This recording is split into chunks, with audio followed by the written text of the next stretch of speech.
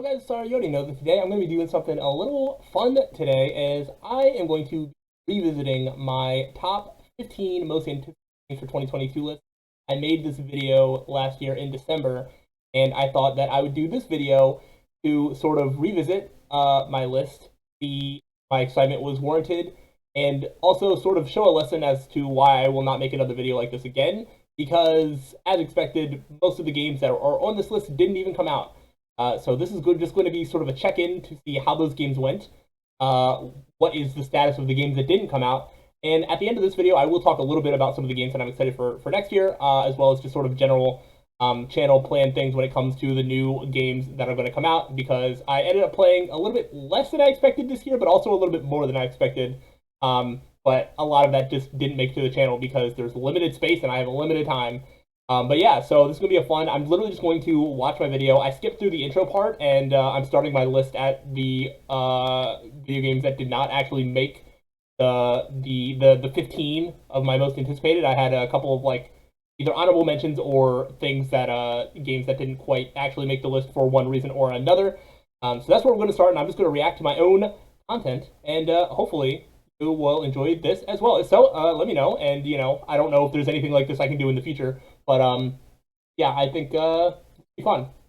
So I'm just going to start playing my video, and I'm just going to pause and react to the things that I say, because I don't remember a lot of what I said, but I do remember most of the games that are on here.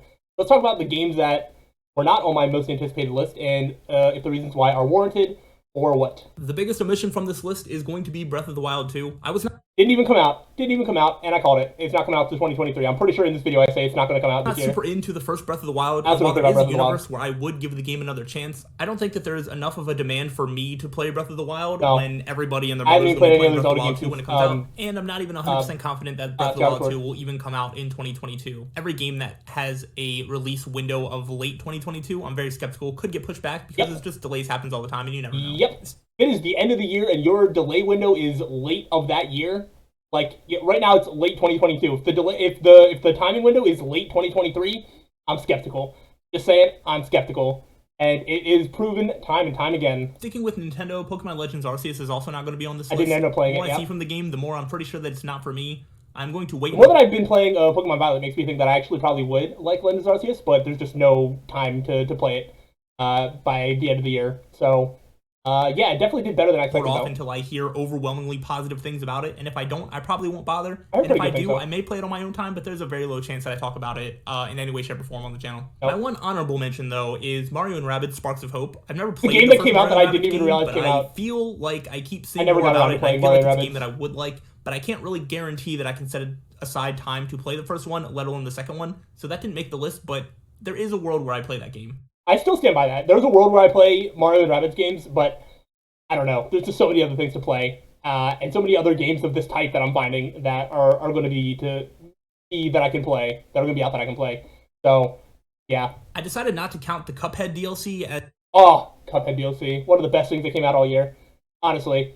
It doesn't count as its own standalone game. It's just an addition to Cuphead, but as entry on this list because it's just DLC to an existing game and not a new game of its own. That was really but fun. I am very excited for it, and I'm basically guaranteeing a Cuphead playthrough at some point before the DLC comes out. So you can look forward to that, but that's not going to take up an entry slot on this list. Yep. Speaking of things that don't count, I'm also going to bring up Life is Strange, the remastered collection. Life is Strange is a series that I've wanted to get into for a while, and I think this year is going to be the perfect time to do that. I don't know if I'm even going to bother buying the remastered collection because I actually have the first game, so it might not be worth it for me, but I did want to mention it here. Yeah, so Life is Strange, oh gosh, Prince of Persia. Life is Strange, I didn't get around to. That was one of the many casualties of me not having enough time to upload stuff. I was uploading other series, things like Elden Ring took like 6 months, Triangle Strategy was being uploaded for like 4 months, and there was just like no shot for Life is Strange. I stand by that, and I do want to play through the Life is Strange series, and I want to do playthroughs of them. And there may be a chance that I can actually get to it in 2023 because I've committed myself to less other games, but we'll see. Prince of Persia, I haven't heard a single thing about since I said this. I don't think this game Prince of Persia, exists. The Sands of Time remake is a game that I completely forgot was announced, but that was announced in 2020, and the only news that there's been is that it's just being delayed indefinitely. Yeah, I don't think I'm not confident that it even comes out in 2022. I could be wrong, but I don't think so. It kind of feels like it's getting the Digimon Survive treatment, which, yes, I'll bring up Digimon Survive. I am anticipating it, but this list is for games that are actually going to come out. Of all the things, Digimon Survive actually came out in July, no less. and everybody was sad. Not everybody, but I was. It was not a very good game. I'll talk more on that when I talk about my. I'm gonna rank all the games that I played this year from worst to best, and you can probably guess where Digimon Survive is going to go. We'll talk more about it then. Starting off the list proper, we're going to talk about Hogwarts Legacy. Oh, that was where I ended. Open world action RPG set in the Harry Potter universe. And those are all things that sound like good things to me. I still haven't seen any gameplay, so I'm going to wait until I see any before I really make the decision to play this game. There was some news about it recently that makes it seem more likely that it is going to come out in 2022. I was very skeptical that it was, but I'm a little more confident now that there's been some recent news on the game. So hopefully we'll see some more gameplay in the next coming months, and then I can really make my decision. But if it turns out to be half as good as it sounds, I think it's going to be a really fun game. Yeah, it's possible. I'm definitely not going to do a playthrough of it. I don't even know if I'm going to play it, but I think it is probably going to be a good game at least. But we'll see. The next game we're going to talk about is Kirby and the Forgotten Land. Oh, that was initially overly impressed with what I saw because I've just never really been into Kirby games. Really good. But as time has gone on, I've really kind of reconsidered, and I think this could be a fun game. It is supposed to come out spring 2022, which is kind of stacked, so I don't know if I'll be able to play it immediately as it comes out. But depending on its release date, I might do a full playthrough of this. I might not. I don't know. But I'm definitely going to play this game and see if it's any good. I played it on my own time. It's fun. It's a fun game. Do you like platformers? The next game we're going to talk about is probably the first game from this list that I'm going to play, and that's Ollie World. Yeah. An indie game that is apparently a sequel to another Ollie game that I've never heard of. I'll let Pasmi talk about Ollie World, and then I'll talk about it. It's just a 2D skateboarding platformer game, and it looks like it has a cool art style, and I'm just interested to try it out and see if it's any good. Part of what I want to do for this next year is find some games that not everybody's playing and see what sort of treasures I can find. I think I did that to an extent. Sorry for the weird cut there. I've noticed that my webcam stopped working. Also, I noticed that it was using my webcam for the microphone, so that is why it sounds different. I was going to switch it back, but honestly, at this point, I think it helps to differentiate my current voice speaking, especially when I'm talking over past me. So I'm just going to keep it the same. Anyway, what I was in the middle of saying is that I do feel like I played a lot of different games this year that not everybody was playing. I did play some of the popular stuff, but I also played some stuff that might be unique to me. So look forward to that at the end of the year. Anyway, the thing that I was going to talk about Ollie World is, unfortunately, that was a lesson in me that I am not a video game reviewer. I really wanted to play through Ollie World and just like play a bunch of it on my own time and then make like a review of it. It took me about maybe 2 weeks to beat the game, maybe less than that, but it was probably about 2 weeks. And then I went to try and write a script, and it just didn't work at all. I am not good at writing scripts. Throughout the year, I started to mess around with different types of reviewing. I did like first impression things with games like Tymesia and Rogue Legacy 2. But I think I really reached what I want to do more in the future with my video on the Starfield Chronicle, where I took gameplay that I just played and then I just talked over it. I wasn't talking and playing at the same time. It was a post-commentated thing. I would like to do more of that for one-off videos in the future because I cannot do script. I don't have the patience. Not that I don't have the ability. I don't have the patience to write a script for things, as well as I don't think that I can get a review out in a good amount of time. So, say I'm playing like the new hottest game and then I want to do a review of it. If I take 3 months to beat a game and then write a script and do that, and a review for a game is coming out like 5 months after the game comes out, that's not really topical, and it doesn't really make sense to do that. So that is why nothing about Ollie World ever made it to the channel, even though there was a plan. It just fell through. But now I know how to make videos on games like that in the future. So the next game I'm going to be talking about is Metal Hellsinger, which is a first-person shooter rhythm game where you fight your way through hells shooting demons along to metal music. Yeah, so this game came out with a demo. It sounds like a game that's kind of for a very niche audience, but like, hello, is me. I'm the niche audience. Something about this just seems really fun and really cool. Music's fantastic. And I am weirdly excited to play it, and I don't know how many people are going to. I think it's going to be a lot of fun. No. The next...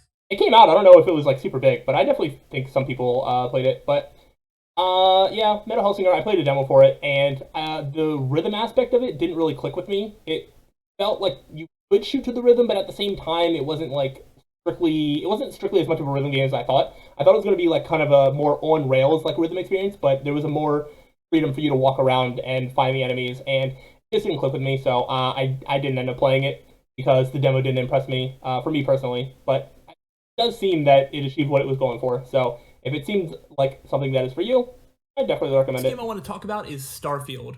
And I don't Starfield know if didn't I'm come out. super excited to play it, but I am very much anticipating just its release. I want to see I am looking forward to it. if it's a good game. I That want to still see how well stands. received it is. I've never been like the biggest fan of Bethesda games, but they have I don't made think I've some ever finished objectively one great completely. games. And this could be one that I get into, and it could be really good. Especially because of the Game But I Pass, which think I it think it has been a should. while since they've I have no made reason like to a not play it. really well-received game. I think this has flop potential. Oh, yeah. But I'm going to remain hopeful. I think it's going to be really good, but I'm not going to set my expectations too high without at least seeing some gameplay or anything first. I still don't think I've seen gameplay, though. I think people that are in the know seem to be a little bit more hyped about it, which makes me feel that it is probably going to be good. I mean, if it comes out and just has some visual glitches and whatnot, but the gameplay is still really fun, that's going to be really great. I don't really know what to expect, but yeah, Starfield probably won't be any sort of full playthrough. I'd like to just play it on my own time and freely explore without being judged. But I will definitely play it, and we'll see how that works. I do expect it to come out in 2023. The next game we're going to talk about is Marvel's Midnight Suns, which is a tactical role-playing game coming out in March. March is kind of the worst month for a new game to come out, so I don't know if I'll get to it day of.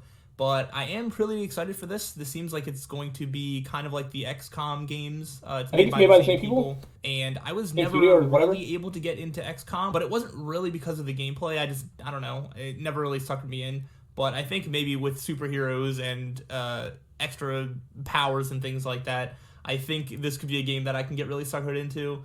I'm looking forward to it. I think it's going to be good. And yeah, I can't wait to try it out.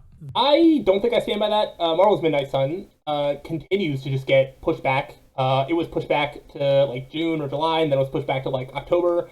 I don't even know if there's a release date for it now. It probably is 2023. But it's gotten pushed back so much that my excitement for it has definitely dropped, and I don't even know if I'm going to play it at this point. I feel like I found other sort of strategy games that I've enjoyed probably more.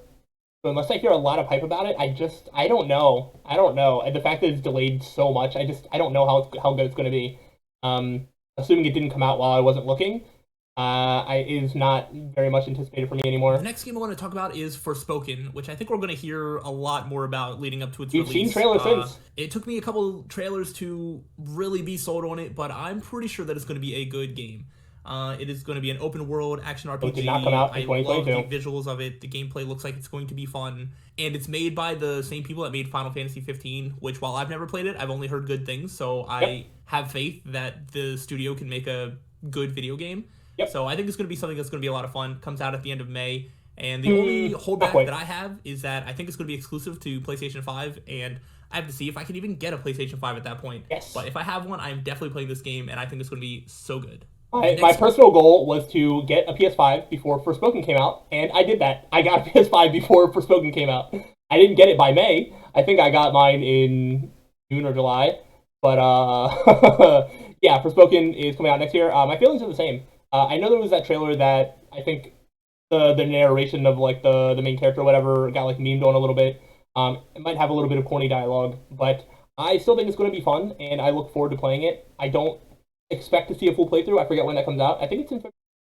I don't remember, but it's probably going to be not the best time, and I don't want to commit myself to too much, but I will definitely be playing it and probably talk about it in some way, shape, or form. I am still looking forward to Forspoken. That is not changed. The game I want to talk about is After Love EP, which is a game that was just talked about at the Indie Direct that Nintendo did. It hasn't really been brought up recently. As I was watching it and listening to them describe what the game is, I was like, oh my gosh, you're just describing the plot of Given, which is like one of my favorite animes of all time. So if this game delivers music and characters that are half as good, this is going to be amazing. I don't know how many other people are going to play this, but I am already so sold on this. It's going to be a dating sim, visual novel, rhythm game somehow. All incorporated into one, where is going to have choices that you make that are going to affect some of the things that happen. That was part of it as well. This is literally everything that I love to do, and I think this is going to be so good to make content on. Yes, this would be a great playthrough game. Play this because I think people that watch my channel and have liked some of the stuff that I played are really going to dig this, and I think I am as well. All right, well, now comes the sad news, because I think what happened with After Love EP, from what I understand, is that one of the main creators, or the main creator of the game, actually passed away during the game development. So I do think that the team time away from the project, but I do think that they are still working on it, or they're back working on it again. And I think that if it's still made with that sort of intent in mind, it could still end up being a really emotional journey. Assuming that this game is still happening. That is the last I heard about it, is that I think somebody else on the team sort of took the lead role, and I do think that they still want to complete this game to the original creators like vision. But yeah, so I don't know the status on that, and I know it's a small team of people to begin with. And I don't know how much of they had of it before that happened, and I didn't really look at the details. But yeah, so that's sort of why that game didn't come out. But if it ever does, I would still really, really like to play through it and see if it still ends up being as good as it initially sounded. But I don't think there's been any like huge official news. And if this game ever comes out, it's going to come out very quietly because not that many people are going to talk about it. But I will talk about it if it ever does come out. Next game I'm looking forward to is Advance Wars Reboot Camp. It was supposed to come out in December, and I would have already been playing it, but it got pushed back, and I'm still very excited to play it. I never was able to play the Advance Wars games when I was a kid, but I did grow up playing classic Fire Emblem games, and I hear that if you like one, you probably at least like the other. I'm very interested to at least check it out. It's the same sort of tactics gameplay, but instead of like medieval characters, it's like tanks and military stuff. Yep. And I'm really looking forward to it. I think it's going to be a lot of fun. Right now it says spring 2022, which I know is kind of stacked, but I promise that whenever it comes out, I am going to be doing a full-on playthrough of it. I think I stand by that. I don't know if it's ever coming out. It got delayed. I know some of it was because they didn't want to release a game about wars when the whole Ukraine and Russia thing started happening. And I don't know if there's been anything since. I think I've seen that they've been adding a lot more in terms of like story characters, like cutscene quality. So if this game ever does come out, I think it'll be quality. But I don't know. I feel like the hype for it has probably died down for a lot of people. But if it does come out, I would still play it, and I would still probably do a playthrough of it. Yeah, because I do think that I'll like this game. But we'll see. We'll see if it comes out day one. All right, I'm sure there's nobody else on this planet that is excited for this next game as I am, but I cannot wait to play Park Beyond. Let's go! I still cannot wait to play Park Beyond because it's still not out. I think the Bandai Namco thing. I'm not entirely sure. Developers, companies, whoever the big company is, like barely mentions that this game exists at all. But I do think that there was something within the last month or two that was just like, hey, this game still exists. We haven't forgot about it, and the release window is just 2023. I absolutely still want to play Park Beyond. Not been able to share my love and obsession of roller coasters and amusement parks, and I think if you understood how deep that love goes, you would. I also wanted to play other like roller coaster simulation type games this year, and I didn't have room for any of them. So they're still in my mind. I still want to do some of them, but I need some room on the channel to do them first. But they're coming. I really need to showcase my love of amusement parks and roller coasters and Park Beyond. I still think it's going to be so good. I don't know what the status of it is, but I still think it's going to happen. Understand why I'm so excited for this game. Like this game looks inspired. Like a very unrealistic, cartoony version of like a theme park game simulator. It reminds me a lot of a game called Thrillville that I played when I was a kid. Fun. And I loved that game, and I feel like this is going to take that energy and just go next level with it. This looks like it's going to be so much fun. Thrillville is probably one of the games that I would play. I am playing the whole thing. I really, really hope this game is as good as I'm going to make it in my mind. I don't think that it's going to be as objectively good as a lot of other games on this list. No. But personally, I'm really hoping that this speaks to me because I really have wanted something like this, and I never thought that I would get. I can imagine next year I'm going to play Forspoken and Park Beyond, and I'm going to say that Park Beyond's better. Theme park game. We'll see. The next game that I'm super excited to talk about is Salt and Sacrifice. Gosh. This is the sequel to a game called Salt and Sanctuary, which I actually haven't really played. I played a little bit of it, but not that much. It's a 2D Dark Souls-like game, and I know that gets attached to a lot of games, but this like very much Salt and Sanctuary 100% gameplay loop to a Dark Souls it is 2D Dark Souls, but in a 2D sense. But I have not actually played the first game yet. However, that is going to be the next thing that I start streaming on Twitch. So, if this game looks interesting to you, come experience Salt and Sanctuary with me. I know enough about it to know that I'm going to love it. And you can't do that anymore, but I do want to play through of it on YouTube now. And then play the sequel, Salt and Sacrifice, whenever it comes out in 2022. I think it's going to be so good.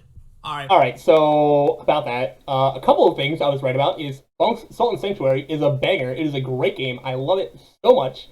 Salt and Sacrifice, not really live up to the hype. It had a lot of grinding for materials and stuff that I didn't like. It had some traversal. It was kind of hard to figure out like where to go. It didn't have like the same sort of interconnected world that Salt and Sanctuary had. And Salt and Sanctuary just really hit a lot of right notes, and Salt and Sacrifice just did not really build on them. They went in a different direction.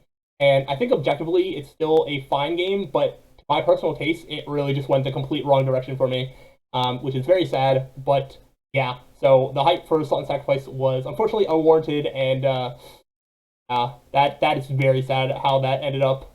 Right, we're at the top of the list. Let's start talking about the heavy hitters. Let's talk about Horizon Forbidden West, which originally wasn't even going to be on this list because something about Horizon Zero Dawn never really connected with me. However, I decided that I was going to give it one final chance, and I've been playing it on my own time, and oh my goodness, everything is clicking, and I think the game is amazing. I'm only a couple hours in, and I'm already sure that I'm going to fall in love with Horizon Zero Dawn the way people did when it first came out. And I did. And now it makes me so excited that Horizon Forbidden West is coming out, and I'm just going to be able to experience both essentially back to back. Yeah. And I cannot wait to play it. There's probably not going to be a full playthrough or anything like that, but I am going to find some way to talk about the game because I'm sure that it is going to be a masterpiece and definitely a running for Game of the Year. And all right, so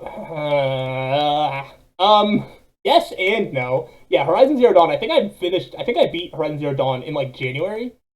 And then I waited like a month, and then I was able to play Forbidden West. But I don't even think I was immediately playing Forbidden West. I'm pretty sure I just like saved it for like later on in the year. I mean, Horizon Forbidden West is in the running for Game of the Year. It's probably not going to win anything, but is there. It is nominated.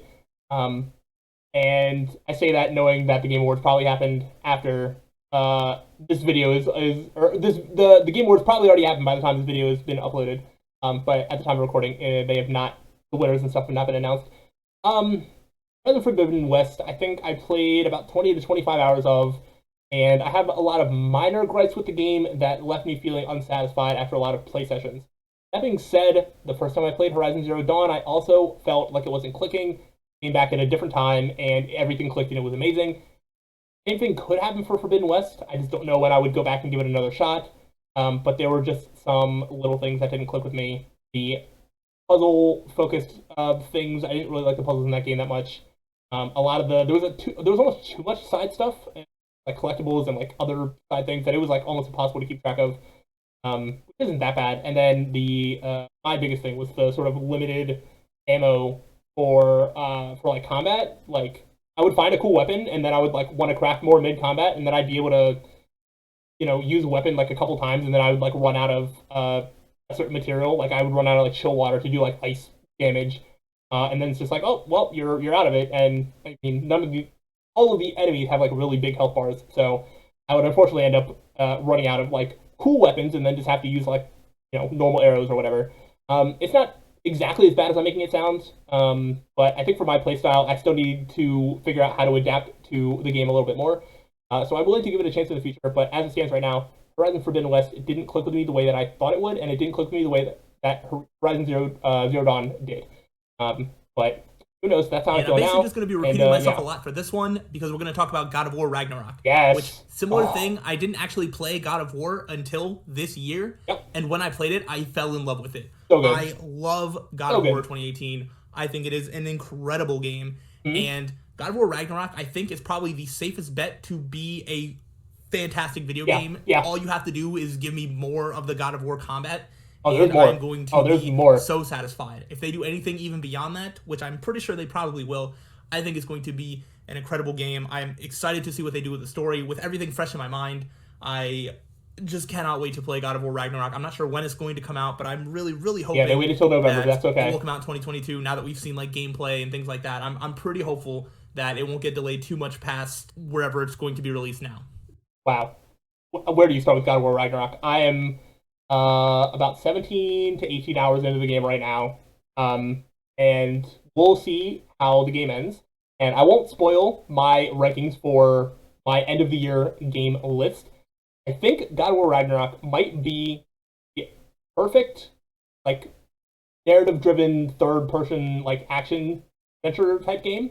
Whatever that genre of like game is, you know what I'm talking about. Like it's in the same vein as like Horizon, although not as quite as open world as something like The Last of Us, things like that. I think God of War Ragnarok is perfect. I think it's just a perfect video game. Like I literally basically don't have any flaws with it. Now that subjective and objective are like two different things in terms of like, does that mean that like my favorite game of all time? You know, I won't really like say anything about that, but I struggle to see a world where any developer can make a game of a similar style, God of War Ragnarok, and do better. And that, I think, probably includes a future God of War game. I don't know how they would top this from my play experience so far. That is my current feelings. I mean, maybe it ends terribly, and I go back on that. And I will definitely beat it by the end of the year, so that you'll have to wait for my final thoughts. But I think it is an incredible, it is a masterpiece. It just truly is. It's the most beautiful game I've ever seen, and it has a story that has not had me bored. I am notoriously bad at paying attention to in-game cutscenes, so I don't play a lot of story games, but it is fantastic. This next game might not be a heavy hitter for other people, but it is for me. I am so excited for Triangle Strategy. Yep. Comes out March 4th, and it's a turn-based Game is tactics so terrible. game, very similar to Fire Emblem. As a super huge fan of Fire Emblem Three Houses, this is the game that I think is going to fill the gap between Three Houses and like the next Fire Emblem game for me. It still is. I played the demo when it was announced at the One Nintendo event. It seems like the developers took the feedback that they got from that and made a ton of quality of life changes. It's going to have a great story. It's going to have really good combat, and I think that it's just going to be so much fun. I cannot wait to explore the world. I cannot wait to learn the story and meet all the characters and that's me being excited for the story. So good. The tactic style gameplay is different enough from like Fire Emblem to not just be like a copy and be something that I can learn. It's not and like the same game. And it's not the same game. Lose myself in. And then there's also extra things of getting your army to like make decisions and things like that. It's going to be so good. I cannot wait. In a year where there's so many other heavy hitter games that everybody's going to be focused on, this one has a legitimate chance to steal the show and be my favorite game of the year if it's as good as I'm starting to build it up in my mind. I somewhat stand by that. Triangle Strategy, I did end up doing a playthrough of it, and it was a really great game. There was a couple of nitpicks that I had in terms of how much say you get over the choices in the game, but also part of the game system is that you don't get to say all, you know, the overall like choice. But instead of being able to convince everybody in the group decision things, you generally only need to convince one or two people, and those are the only ones that you can actually change the opinion of. But I have gone back to play Triangle Strategy. I've actually played an entire another run on my own time, and I also know that New Game Plus actually adds a lot, and I want to experience some of that as well. So, yeah, Triangle Strategy in a different year could be an absolute game of the year contender for at least like my personal taste. This year, it's a little unfortunate that it came out in the same year as God of War Ragnarok, and the next game that is on this list, I wonder what it could be. The Triangle Strategy is fantastic, and my appreciation for it only grows more the more that I play it and the more that I learn about it. And finally, the game that I am the most excited for in 2022 is Elden Ring. Surprise, surprise! For those who do not know, Bloodborne is my favorite game of all time, and Elden Ring looks like it could be just as good, Bloodborne if not better. Therefore, by default, it has to be my most anticipated game. I've seen gameplay of it. I've seen some of the things that have been shown. Everything looks amazing. At this point, this was the network test had gone by. People have gone in. I didn't participate in the network test or whatever.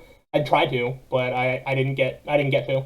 And everybody that got access to it was basically saying like, yeah, this is gonna be amazing. So having a lot of people whose opinions I respect and trust tell me that this was going to be a good game had all but guaranteed that this was going to be a good game. Looks like they've added a lot of little quality of life stuff that is going to help me not get lost in a new world exploring around.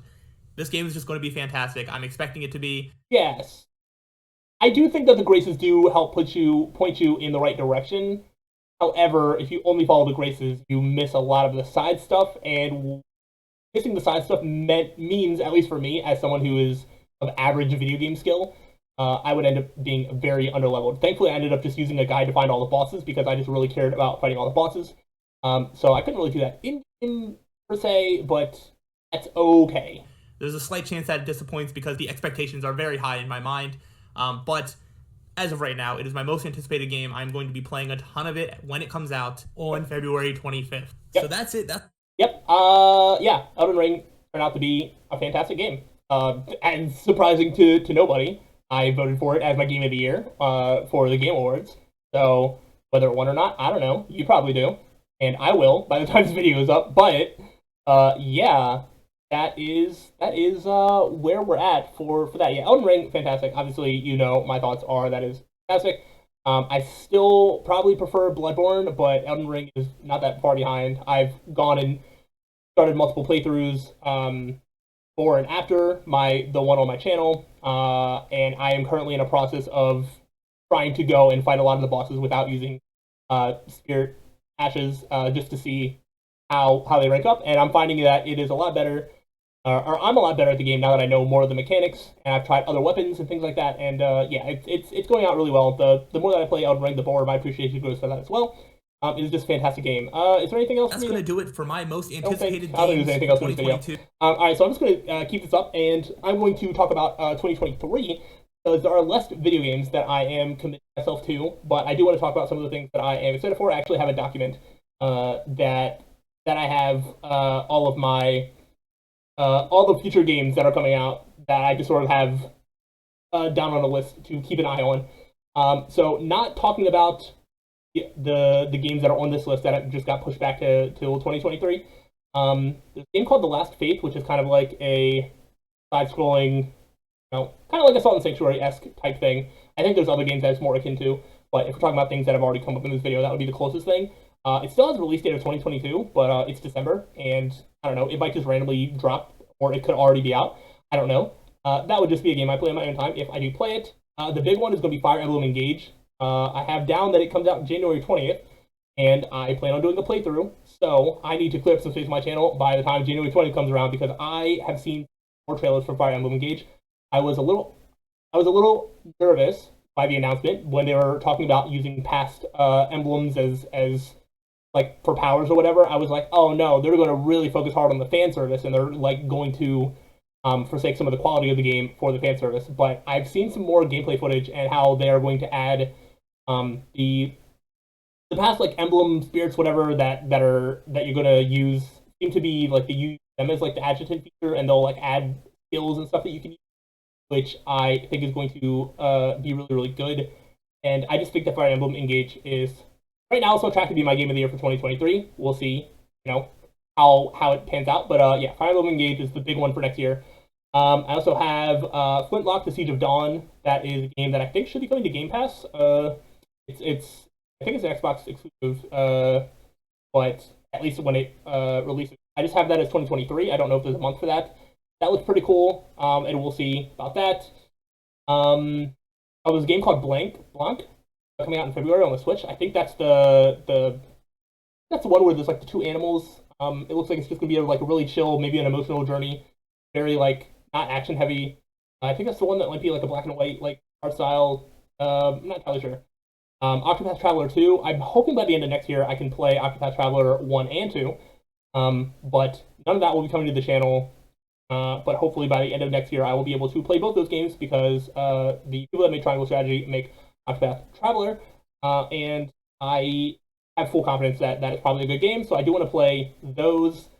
Raincode is the other one. Raincode is the game that is made by the creative Danganronpa, and it looks like it's going to be some sort of like investigation type game where you do investigations and solve crimes. Not exactly the same as like Danganronpa, but similar enough in vibe that I definitely want to play it. So I don't know if there's an official date. I only have here that it says spring 2023. The game on my list called Inescapable. I don't know what that is. I will have to look that up again, but it's on my list, which means that I like it, or I am interested in it. Also for 2023. Apparently, Marvel Spider-Man 2 had a release date for 2023 when it was first announced, but there hasn't been any more information about it. And I don't know if that is supposed to come before or after that like Wolverine game that they showed off in the same thing. So that is there. A game called Lies of P, which is like seems like it's a Souls-inspired action game, and it is based off of Pinocchio. It's like a dark fantasy Pinocchio world or something. And I think there's been some gameplay or some interviews with the developers somewhat recently-ish, where it seems like it's being like very actively developed on, and I think that should come out in 2023. We'll see. And then there's a very small game called Red Embrace Paradisius, which is a demo that I played when I went to Indie PopCon earlier this year. There was a demo on the floor, and it's kind of like a LGBTQ friendly vampire action dating game. It was super weird. I don't think it was dating, but like it had like sort of like insinuation like that. But it was like involved like some vampires. It was sort of like a not point and click, but like you use like you like click to like move the character. You could like gather quests and whatnot.